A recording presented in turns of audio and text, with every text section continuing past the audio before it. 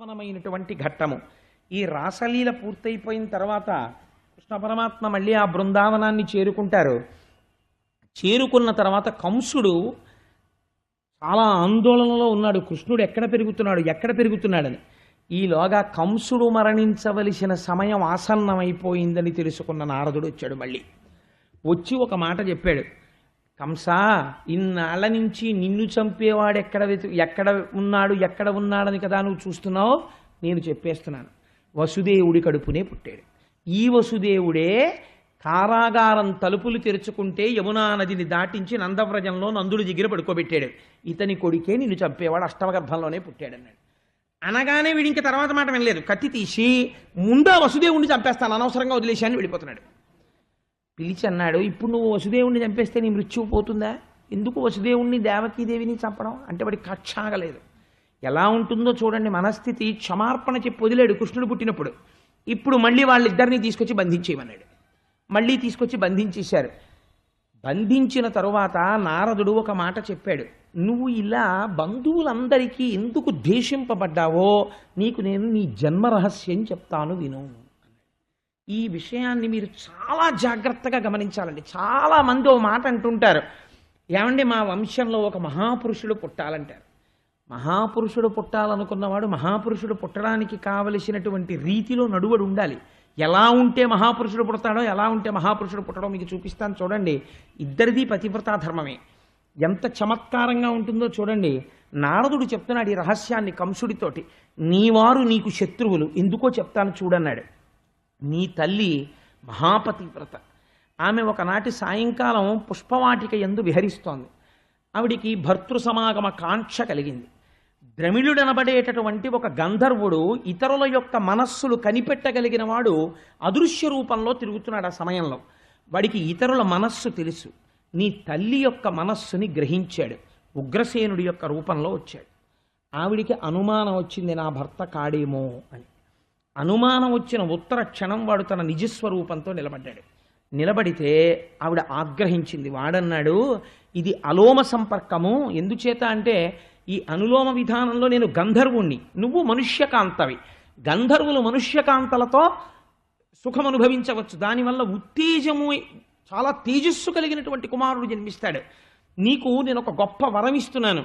ఎటువంటి గొప్పవాడంటే, ఎంత పరాక్రమవంతుడంటే, ఎంత బుద్ధి కలిగిన వాడంటే అంటున్నాడు. ఆవిడంది, పరమ దుర్మార్గుడా, నా మనస్సులో భర్తృ సమాగమ కాంక్ష తెలుసుకుని నా భర్త రూపంలో వచ్చి నా పాతివ్రత్యం చెడలేదని నాకు కొడుకునిస్తావా? నువ్వు ఎన్ని మాటలు చెప్పినా 1000 మంది సుపుత్రులు కలిగిన కన్నా స్త్రీకి శీలమే గొప్ప. నీవు ఇటువంటి దుర్మార్గమైన పని చేశావు కనుక అని అంటోంది ఆవిడ. వాడికి భయం వేసింది. నన్ను శపిస్తుందేమో అని వాడు గజగజలాడుతూ నిలబడ్డాడు. నీ వలన నాకు పుట్టబోతున్నటువంటి కొడుకు దుర్మార్గుడుగుగాక, ఋషులను ఉద్దేశించుగాక, పరమ కిరాతకుడుగుగాక, 10 కాలముల పాటు రాక్షసుడిగా చెప్పుకునేదరుగాక అంది. వీడిప్పుడు నేను కూడా శపిస్తేనే ఆవిడ సంతోషపడుతుందని తన వారి చేత తాను ద్వేషింపబడుగాక అని వాడు వెళ్ళిపోయాడు. అందుకని నువ్వు నీ వారి చేత నువ్వు ద్వేషింపబడతావు. మీ అమ్మ నువ్వు పుట్టగానే వరమిస్తుంటే శపించింది. ద్రవిణుడు కూడా శపించాడు. అందుకే నీ బతుకు ఇలా అయిపోయింది. నీ వారన్న వారందరూ నిన్ను చంపేవాళ్లే అన్నారు. అనగానే వాడు బంధువులు లిస్టు రాసుకున్నాడు. రాసుకుని వీళ్ళందరినీ తెచ్చి కారాగారంలో బారాయన్నాడు. ఒరే, వీళ్ళందరూ నన్ను చంపేవాళ్లే, నేను వీళ్ళని చంపేస్తానన్నాడు అని అక్రూరుణ్ణి పిలిచాడు. పిలిచి ఒక మాట చెప్పాడు. అక్రూరా, నీకు తెలుసు నేను బ్రతకాలనుకుంటున్నాను, కృష్ణుడు చంపాలనుకుంటున్నాడు. అందుకని నువ్వు వెంటనే బయలుదేరి బృందావనానికి వెళ్ళి ఆ కృష్ణుణ్ణి తీసుకురా. ఏమని చెప్తావంటే, నీ మేనమామయ్య అయినటువంటి కంసుడు ధనుర్యాగం చేస్తున్నాడు, ఆ ధనుర్యాగం చూడడానికి నువ్వు బయలుదేరి రావలసినది అని ఆహ్వానించి తీసుకురా. ధనుర్యాగం మిషపెట్టి ఆ పిల్లవాడు మధురానగరంలోకి వచ్చిన తరువాత ఏదో రకంగా చంపేస్తాను. కువలయాపీడము అనబడేటటువంటి ఏనుగుంది మన దగ్గర, ఆ ఏనుగుతో తొక్కించేస్తాను. చాణూర ముష్టికులు అనేటటువంటి 2 మల్లులు ఉన్నారు, వాళ్లతో మల్ల యుద్ధం పెట్టి పిల్లలు కాబట్టి చంపించేస్తాను. ఒకవేళ తప్పుకుంటే నేనే చంపేస్తాను. కాబట్టి బెంగలేదు, ఎలాగైనా సరే మామయ్య పిలుస్తున్నాడని తీసుకురా అన్నాడు. ఈ అక్రూరుడు బయలుదేరడానికి ఒప్పుకున్నాడు. వెళ్ళి నేను తీసుకొస్తాను బలరామకృష్ణులు అన్నాడు. అని ఆయన ఏమన్నాడో తెలుసా అండి, శూరులు తొల్లియే విభుని శోభిత పాదనక ప్రభావళించేరి భవాంధకారముల చిక్కక ఉందురు అటిదేవునిన్ వైరముతోడనైన గెలువన్ నన్ను పంపి శుభంబు చేసి నిష్కారణమైన ప్రేమ ఇదే కంసుని పోలు సఖుండు కల్గునే అన్నాడు ఆయన. శూరులు తొల్లియే విభుని శోభిత పాదనక ప్రభావళించేరి భవాంధకారముల పొందక ఉందురు అటిదేవుని. జ్ఞానము కలిగినటువంటి వారు, బ్రహ్మమును తెలుసుకోవాలనుకుంటున్న వాళ్ళు ఏ మహాపురుషుడి యొక్క పాదములకు ఉండేటటువంటి బొటనవేలి యొక్క గోటి కాంతిని చూసి అజ్ఞానమును పోగొట్టుకుంటున్నారో అటువంటి మహాపురుషుడైనటువంటి కృష్ణుణ్ణి నా రథం ఎక్కించి తీసుకురమ్మని పంపిస్తున్నాడు. ఎంత వైరంతో అయితేనే ఇలా కృష్ణుణ్ణి రథం మీద కూర్చోపెట్టి తీసుకొచ్చేటటువంటి భాగ్యాన్ని నాకు ఇచ్చినటువంటి కంసుడి లాంటి స్నేహితుడు ప్రపంచంలో ఉంటాడా? ఇంకా ఉండడు. కాబట్టి కంసుని పోలు సఖుండు కల్గునే అని బయలుదేరుతున్నాడు కృష్ణుడి దగ్గరికి. ఇక్కడ మనకు అనుమానం వస్తుంది, మరి అక్రూరుడు ఇంత భక్తి కలిగిన వాడైతే ఇంత భక్తి కృష్ణుడి మీద ఎలా వచ్చింది మధురానగరంలో ఉంటూ కంసుడి రాజ్యంలో? దీనికి ఒక మాట. ఈ అక్రూరుడి యొక్క తల్లిదండ్రుల పేర్లు చాలా గమ్మత్తుగా ఉంటాయి. శ్వఫల్కుడు, గాంధిని వాళ్ళ పేర్లు. గాంధినికి తండ్రి గారు ఉండేవారు. ఆ తండ్రి గారికి ఒక కోరిక, తన పిల్లల కడుపున ఒక మహాపురుషుడు జన్మించాలని. ఆయన ఒక వ్రతం పూనాడు. ఏం వ్రతమో తెలుసా అండి? 365 రోజులు ప్రతిరోజు నేను ఒక ఆవుని దానం చేస్తాను అని 365 రోజులు మాతామహుడు దానం చేశాడు. ఆడపిల్ల తండ్రి ప్రతిరోజు ఒక ఆవు చొప్పున సంవత్సరం పాటు దానం చేశాడు. దానం చేస్తే ఆ దానం చేసినటువంటి ఫలితము చేత ఆయన కుమార్తె అయిన గాంధినికి అక్రూరుడు జన్మించాడు. ఈ అక్రూరుడు జన్మతః కృష్ణ భక్తి విశేషముగా కలిగినటువంటి వాడు. ఎక్కడ నుంచి వచ్చింది ఈ భక్తి అంటే, ముందు తరం కాక ఆ ముందు తరం వాళ్ళు చేసినటువంటి గోదాన ఫలితంలోంచి ఇటువంటి మహాపురుషుడు పుట్టాడు. నీ వంశము. అందుకే ఒక మాట చెప్తారు, 3 తరాల వరకు శరీరం వదిలిపెట్టిన తర్వాత పితృలోకంలో అట్టే పెడతారు.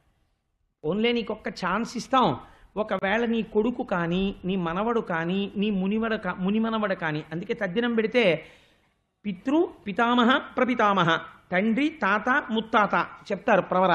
ఈ ముగ్గురిని చెప్తారు. ఈ 3 తరాల వరకు మునిమనవడి వరకు పితృలోకంలో ఉంచుతారు. ఈ 3 తరాల్లోనూ కూడా ఎవ్వడూ పుణ్యాత్ముడు లేడనుకోండి, వాళ్ళని ఇంకా మళ్ళీ పునర్జన్మకి తోషవదల పారేస్తారు నరకంలోంచి. కాబట్టి అక్రూరుడు లాంటి మహాపురుషుడు పుట్టి ఆ వంశం తరిస్తోంది. పుట్టుక చేత ఇంత భక్తి ఎక్కడొచ్చింది? చేసిన పుణ్యంలోంచి వచ్చింది. కాబట్టి ప్రయత్నపూర్వకంగా మనిషి ఏం చెయ్యాలి? పుణ్యాన్ని చేసి తీరాలి. చేస్తే ఉద్ధరించగలిగినటువంటి మహాపురుషులు ఆ వంశంలో జన్మిస్తారు అని మనకి అక్రూరుడి యొక్క జీవితం తెలియచేస్తుంది. ఈ అక్రూరుడు ఆ బృందావనానికి వెళ్ళి బలరామకృష్ణుల్ని తీసుకురావడం కోసమని బయలుదేరి వెడుతున్నాడు. బృందావనం దగ్గరికి చేరుకున్నాడు. మనసులో పొంగిపోతున్నాడు, నేను బృందావనం వెడుతున్నాను. ఆ బృందావనంలో ఆ యమునా నది మించి చల్లటి గాలి వస్తుంటుంది. బోలెడన్ని ఆవులు దూడలు వీటన్నింటినీ తోలుకుంటూ ఏమీ తెలియనటువంటి అమాయకుళ్ళ పరబ్రహ్మమైనటువంటి శ్రీకృష్ణ భగవానుడు బలరాముడితో కలిసి ఆవుల్ని తోలుకుంటూ ఇంటికి వస్తుంటాడు. ఆవుల యొక్క డెక్కల మించి పైకి రేగినటువంటి గోధూళి ఆయన శిరస్సు మీద లలాటం మీద అంటుకుంటుంది. ఆయనకి చిన్న స్వేదం పుడుతుంది. ఆ చెమట ఇలా తీసి ఇలా వేస్తూ నడిచి వెడుతూ ఉంటాడు. ఆయన పదఘట్టన చేత భూమి పవిత్రమై పరవశించిపోతుంటుంది. ఆ చిన్ని కృష్ణుడి దగ్గరికి నేను వెళ్ళబోతున్నాను. వెళ్ళి ఆ కృష్ణుడి దగ్గర కూర్చుంటాను. కృష్ణ అని మాట్లాడతాను. ఆయన వంక అంగాంగముల యందు నేను చూస్తాను. ఆయనకి సాధు పురుషులంటే ఇష్టం. అక్రూరా బాగున్నావా అన్న భుజం మీద చెయ్యి వేస్తాడు. అన్నం తిను అంటాడు. నన్ను కూర్చోపెడతాడు. అయితే నన్ను రమ్మంటావా మధురా, నేను వస్తానంటాడు. నేను సారథ్యం చేస్తాను. నా వెనకాతల కూర్చుంటాడు. లోకాలన్నిటినీ నడిపేవాడు నా వెనకనుంటాడు. నేను బండి నడుపుతాను. ఏమి నా అదృష్టం అని పొంగిపోతూ రథం తోలుకుంటూ వెళ్ళిపోతున్నాడు. అందుకే నమస్కారానికి అక్రూరుణ్ణి చెప్తారు. వందనం అన్నదానికి అక్రూరుడు భక్తి. ఇలా వెళ్ళిపోతూ ఒక్కసారి కిందకి చూశాడు, భూమి మీదకి. చూసేటప్పటికీ అందులో హలరేఖ, అమృతపాత్ర, చాపరేఖ, అంకుశరేఖ మొదలైనటువంటి దివ్య చిహ్నములు కలిగినటువంటి చిన్ని పాదముద్రలు భూమి మీద పడున్నాయి. అంటే కృష్ణుడు ఇటుగా వెళ్ళాడు ఆలమందతో. పరమపురుషుడైనటువంటి కృష్ణుడు నడిచినటువంటి భూమి మీద నేను రథం మీద వెళ్ళడమా అనుకున్నట్ట. ఒక్కసారి ఆ రథం ఆపేట. ఒళ్ళంతా ఆనందంతో పొంగిపోయింది, రోమాంచితం అయిపోయింది. తను కిందకి దిగాలని కూడా మర్చిపోయి రథాధవ స్కంద్య సతేష్వచేష్టత ప్రభోరమున్యంగిరిరజాస్వహో ఇతి అంటాడు వ్యాసుడు మూలంలో భాగవతంలో. అది తద్దర్శనాహ్లాద నివృద్ధ సంభ్రమ ప్రేమ్నోర్ధరోమాశ్రుశలాకులేక్షణ. కందుల వెంట బాష్పధారలు కారిపోయాయి, వెంట్రుకలు నిక్కపొడుచుకున్నాయి, కంఠం గాద్గదికం అయిపోయింది. నా స్వామి ఇలా నడిచెళ్ళారు, ఆ పాదముద్రలు నేను చూస్తున్నాను అనుకున్నాడు. స్వర్ణ దండము కర్ర రథంలోంచి కింద పడిపోతే ఎలా పడిపోతుందో అలా కింద పడిపోయి ఓహోహో నా స్వామి నడిచిన చోట నేను కింద పడ్డాననుకున్నాడు. దొల్లేశాడు. ప్రభోరమున్యంగ్రిరజాస్వహో ఇతి. ఆ ధూళంతా ఒంటి మీద పోసేసుకుని పొంగిపోతూ బృందావనంలో నందుడుండేటటువంటి ఇంటి దగ్గరికి వెళ్ళాడు.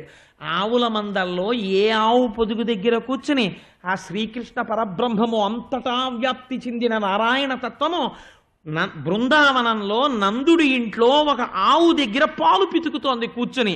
రాశీభూతమైన పరబ్రహ్మాన్ని మాంసనేత్రాలతో చూస్తున్నాను, నా జన్మధన్యం అయిపోయిందన్నాడు. వెళ్ళి కృష్ణుడికి బలరాముడికి నమస్కరించాడు. నా జన్మ ధన్యమైంది, జన్మెత్తినందుకు మీ ఇద్దరిని చూశానన్నాడు. బలరాముడు అక్రూరుణ్ణి గబగబా తీసుకెళ్ళి, అన్నగారు కాబట్టి మర్యాద చూపించాడు, తీసుకెళ్ళి కూర్చోపెట్టాడు ఉచితాసనం మీద. కాళ్ళు కడిగాడు, చల్లుకున్నాడు, అర్ఘ్యం ఇచ్చాడు, పాద్యం ఇచ్చాడు, మంచి భోజనం పెట్టాడు, మధుపర్కం ఇచ్చాడు, ఒక గోవుని దానం చేశాడు. దానం చేసి తాంబూలం ఇచ్చాడు, పక్కన కూర్చున్నాడు. బలరామకృష్ణులు ఇద్దరూ కూర్చున్నారు. భక్తికి ఈశ్వరుడు ఎంత వశుడవుతాడో చూడండి. అయి అక్రూరా, మధురలో అందరూ కుశలమా అని అడగబుద్ధి వెయ్యట్లేదు. ఎందుకనంటే ప్రభువు ధూర్తుడైన చోట క్షేమం ఎక్కడుంటుంది? కంసుడు పరిపాలిస్తుండగా మధురలో క్షేమంగా ఎలా ఉంటారు? మా తల్లిదండ్రులైనటువంటి దేవకీ వసుదేవుల్ని మళ్ళీ ఖైదు చేశాడు.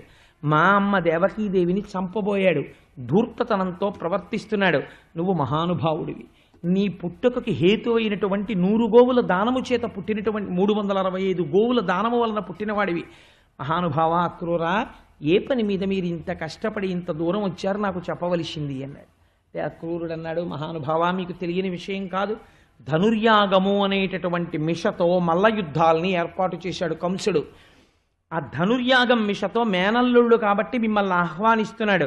కానీ ఆంతరమునందు కోరిక వేరు, మీ ఇద్దరిని చంపడం కోసమని పిలుస్తున్నాడు మధుర. దానికి నన్ను నియోగించాడు. మీ శక్తి సామర్థ్యములు నాకు తెలుసు, మీరు దీపముల వంటి వారు, మీ మీద పడిన మిడతలు కాలిపోతాయి, కాబట్టి ఈ రీతిగానైనా మిమ్మల్ని సేవించుకుందామని నేను వచ్చాను అన్నాడు. అంటే వెంటనే అక్కడ ఉన్న పెద్దల్ని పిలిచి కృష్ణ పరమాత్మ అన్నారు, మీ అందరూ కూడా పాలు వెన్న మొదలైనటువంటి భాండములను సిద్ధం చెయ్యండి. రేపటి రోజు ఉదయం నేను బలరాముడు కలిసి అక్రూరుడితో మధురా నగరానికి వెడుతున్నాం. వెళ్ళి కంసమామ అక్కడ మమ్మల్ని యాగానికి పిలిచాడు, ధనుర్యాగానికి వెడుతున్నాం అన్నారు. అనేసరికి ఈ వార్త గొప్ప మంది బృందావనంలో రాత్రంతా ఏడ్చిన వారు ఎవరో తెలుసా అండి?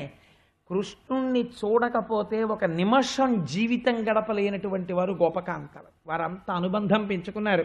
రేపటి రోజున కృష్ణుడు మధుర వెళ్ళిపోతున్నట్ట. ఇంకా మళ్ళీ మనకి కనపడతాడా? మనం వెర్రిగొల్ల పడుచులం. మనకేం తెలుసు? అక్కడంటే మధురానగరం, కంసుడు పరిపాలిస్తున్న రాజధాని. అక్కడ అంతంత అందమైన వాళ్ళు ఉంటారు, వాళ్ళతో సుఖంగా సంతోషంగా గడుపుతాడు. ఇంకా వెనక్కి ఎందుకు వస్తాడు, మన్నెందుకు లాలిస్తాడు అని వాళ్ళందరి కోపం ఎవరి మీదకి వెళ్ళిందో తెలుసా అండి? అక్రూరుడి మీదకి వెళ్ళింది. వెళ్ళి అక్రూరండని పేరు పెట్టుకొని నేడస్మన్ మనోవల్లభుం చక్రిన్ మాకట బాపి కొంచు నరుగం చర్చించి ఏతించినాడు అక్రూరండట క్రూరుడు ఈతడు నిజం అక్రూరుడౌనేని నిర్వక్రత్వంబున కృష్ణు పెట్టి తన పోవంత్రో విచారింపడే అన్నారు వాళ్ళు. వీడెక్కడి నుంచి వచ్చాడు? వీడి పేరు అక్రూరుడా? కాదు, వాడి పేరు క్రూరుడు. కాబట్టే హాయిగా కృష్ణుడు పుట్టినప్పటి నుంచి లీలలు అనుభవిస్తూ, కృష్ణుడితో ఆడుకుంటూ, ఆ కృష్ణుడితో పాడుకుంటూ, వెన్న దొంగిలిస్తుంటే, ఆవుల వెనక దూడల వెనక బలరామకృష్ణులు వెడుతుంటే, వాళ్ళతో గోపబాలురందరూ వెడుతుంటే, ఎంతమంది రాక్షసులు వచ్చినా మనకేం కృష్ణుడున్నాడని మనం సంతోషంగా ఉంటే, ఈ దుర్మార్గుడు వచ్చి కృష్ణుడిని మన దగ్గర నుంచి తీసుకెళ్ళిపోతున్నాడు. వీడు క్రూరుడు తప్ప వీడు అక్రూరుడు కాడన్నాడు. అయి కృష్ణుడి రథానికి అడ్డుపడ్డారు. దామోదర, గోవింద, కేశవ, నువ్వు వెళ్ళడానికి వీల్లేదు, మేము నిన్ను విడిచిపెట్టి ఉండలేము, ప్రాణములు లేనటువంటి శరీరముల్లా పడిపోతాను నువ్వు వెళ్ళిపోతేని. పరమాత్మ మాట్లాడలేదు వాళ్ళతోటి. పక్కకి తొలగమనండి, నా ఆజ్ఞ నేను మధురగా బయలుదేరుతున్నానన్నాడు. పక్కకి తొలిగారు.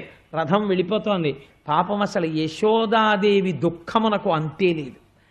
ప్రతి క్షణం ఆ కృష్ణుణ్ణి తలుచుకోవడం తప్ప అసలు ఆవిడికి జీవితమే లేదు. అంత ప్రేమించినటువంటి తల్లి. అయ్యో కృష్ణుడు మధుర వెళ్ళిపోతున్నాడు, అందులో కంసుడు దుర్మార్గుడు, చిన్ని తండ్రి, ఏ ప్రమాదం వస్తుందో అని బెంగ పెట్టుకుని ఉంది ఆవిడ. దూరంగా రథం వెళ్ళిపోయి ఆ ధూళి రేగుతుండగా పతాకం కనపడినంతసేపు ఉండి వాళ్ళు కట్టుకున్న బట్టలన్నీ కూడా కన్నీళ్లతో తడిసి ముద్దలైపోయిన తర్వాత గోపకాంతలందరూ తిరిగి ఇళ్ళకు వచ్చేసారు. ఆవిడుతుండగా అక్రూరుడు ఒక చిత్రమైన పని చేశాడు. యమునా నది కాళింది మడుగు ఒడ్డున ఆపి ఒక్కసారి స్నానం చేసి సంధ్యావందనం చేసుకొస్తాను కృష్ణ అన్నాడు. అయ్యో చేసుకురావయ్యా అన్నారు. ఆయన నీటి దగ్గరికి వెళ్ళి ప్రణవాన్ని జపించి ఒకసారి యమునా నది వంకిలా కళ్ళు విప్పి చూశాడు. యమునా నది నీటి మీద బలరామకృష్ణులు కనపడ్డారు. ఆశ్చర్యపోయాడు. ఇదేంటి రథం నుంచి దిగి నీటి మీద నిలబడ్డారు అని మళ్ళీ వెనక్కి తిరిగి చూశాడు. రథంలోనే కనపడ్డారు. రథంలో కనపడ్డారు, నీటి మీద కనపడ్డారు. చాలా ఆశ్చర్యంగా ఉంది, ఇది ఈశ్వరుని దివ్యశక్తి అనుకున్నాడు. అనుకుని యమునా నది స్నానం చేద్దామని మునక వేశాడు. మునక వేస్తే కూడా ఇవ్వని దర్శనాన్ని అక్రూరుడికి ఇచ్చాడు. ఏ దర్శనాన్ని పొందాడో తెలుసా అండి అక్రూరుడు? ఆ భోగి భోగ పర్యంక మధ్యంబున వలనొప్పు పచ్చ నివలువబాని, ఆ చక్కగా పెద్ద ఆదిశేషుడు మీద పడుకున్నటువంటి పరమాత్మ మేఘమండలమున మిరుగు చందంబున ఉరమున శ్రీదేవి ఒప్పువాని, అలా పడుకునుంటే నల్లటి మబ్బు ఎలా ఉంటుందో అలా ఆ ఎర్రటి చుట్టలు చుట్టుకున్న పాము మీద పడుకుంటే వక్షస్థలంలో మిరిసిపోతున్నటువంటి లక్ష్మీదేవిని పొంది ఉన్నవాణ్ణి, ముసరు తేటలు నొప్ప ముఖ చతుష్కము కలబాలుడా డెడిబొడ్డు దమ్మివాని, నాభికమలంలోంచి ఇలా కమలం బయటికి వస్తే ఆ తామర పువ్వులో కూర్చుని అయోమయంగా అటూ ఇటూ చూస్తూ 4 ముఖాలతో వేదాలు చెప్తున్న చతుర్ముఖ బ్రహ్మని పిల్లవాడిగా అప్పుడే కన్నటువంటి శ్రీమన్నారాయణుణ్ణి కదిలిన బాహుపద క్రమంబున రవసూపిడి నూపురములవాని, ఆ అక్రూరుణ్ణి ఆశీర్వదించడానికి ఇలా చెయ్యెత్తితే ఆయన వేసుకున్నటువంటి కంకణములన్నీ గణ గణ గణ గణ ధ్వని చేస్తుండగా కాళ్ళు చేతులు కదిపినటువంటి శ్రీమన్నారాయణుణ్ణి జలజభవ సనక సనత్కుమార రుద్ర సద్విజామర శ్రేష్ఠుడైన వాని సౌందర్యఖని అయిన వాని ఒక్క పురుషుగాంచే. ఆ లోపల యమునలో మునిగేటప్పటికీ సనక సనందనాది మహర్షులు అందరూ స్తోత్రం చేస్తుండగా అలవోకగా అలా పడుకున్నటువంటి శ్రీమన్నారాయణ ఆదిశేషుడి మీద పడుకున్న క్షీరసాగరమునందు పవళించినటువంటి ఆదితత్వమైనటువంటి ఆదినారాయణ దర్శనాన్ని పొందాడు అక్రూరుడు. పొంది చూసి ఆ యమునలోనే నీటిలో వంగి అద్భుతమైన స్తోత్రం చేశాడు. కృష్ణ జగదాధార, సమస్త బ్రహ్మాండములు నిండినటువంటి వాడా, సప్తరజస్తమో గుణములను నీ యందు అధీనములో ఉంచుకున్నవాడా, సృష్టి స్థితి లయములను చేసేటటువంటి వాడా, బ్రహ్మాండములన్నింటినీ ఆఖరణ లయం చేసి మర్యాకు మీద పడుకుని ఏమీ తెలియని వాడిగా బొటనవేలు నోట్లో పెట్టుకున్నటువంటి వటపత్రశాయి, ఈనాడు శేషుడి మీద పడుకుని నాకు ఇలా దర్శనం ఇచ్చావా తండ్రి? ఏ పుణ్యం చూసి నాకు ఇంత దర్శనం ఇచ్చావు? నేనేం సేవ చేశాను? కేవలము నిన్ను ధనుర్యాగానికి తీసుకెళ్ళడానికి నీ దగ్గరికి వచ్చాను. వెడుతున్నాను కృష్ణుడి దగ్గరికి అని పొంగిపోయానంతే. ఈ పొంగుకి నాకింత ఫలితమా, నాకింత దర్శనమా అని ఈశ్వర సౌలభ్యాన్ని స్తోత్రం చేశాడు. మనం ఒక దేవాలయానికి వెడితే ఎలా వెళ్ళాలో చూపిస్తుంది. రేపటి రోజు స్థిరవారం పెళ్లి కొడుకుని పెళ్లి కూతురుని చేస్తారు, కృష్ణ పరమాత్మని రుక్మిణీదేవిని. మన జన్మ జన్మాంతరములలో ఎప్పుడైనా వాళ్ళిద్దరూ పెళ్లి కొడుకు పెళ్లి కూతురు అవుతుంటే మనం చూసామా? ఎప్పుడూ చూడలేదు. రేపు మా స్వామి పెళ్లి కొడుకు అవుతున్నాడు, మా అమ్మ పెళ్లి కూతురు అవుతోంది, మేము చూడాలని చెప్పి 8 గంటల 10 నిమిషాల ముహూర్తం. 8 గంటలకి మన అందరం వచ్చి హాల్లో కూర్చున్నాం అనుకోండి. రేపు ముత్తైదువులు వచ్చి కొంతమంది పసుపు దంపుతారు. దంపి అభ్యంగనం చేసి పసుపు రాసి బుగ్గ చుక్క పెట్టి అమ్మవారిని అయ్యవారిని పెళ్లి కొడుకుని పెళ్లి కూతురిని చేస్తారు. చేసి చక్కగా అప్పుడు కూర్చుని లక్ష్మీ కళ్యాణం పంచమి తిథి ఉండగా రేపు ఉదయం 8:30 నేర్పుతాను. అందరం లక్ష్మీ కళ్యాణం నేర్చుకుని బయలుదేరుతాం. అలా నేర్చుకోవడానికి, అలా చదవడానికి, అటువంటి దివ్యమైన దృశ్యమును చూడ్డానికి ఎప్పుడు చూస్తానని పరుగు పరుగున వెళ్ళడంలో ఉంది అక్రూరుడి యొక్క భక్తి. వెళ్ళినందుకు ఎటువంటి దర్శనం ఇచ్చాడో చూడండి. భాగవతంలో 10వ స్కంధంలో ఇప్పటి వరకు ఇలాంటి దర్శనం ఎవరికి లేదు, ఒక్క అక్రూరుడికి ఇచ్చాడు. దేనివల్ల? ఆర్తి కలిగితే అటువంటి దర్శనం ఇచ్చాడు. పొంగిపోయాడు. మనం ఇటువంటి మూర్తిని ఒక చోట చూడగలము. ఎక్కడ చూడగలం చెప్పండి? మనకి చాలా దగ్గరలో గోవిందరాజస్వామి.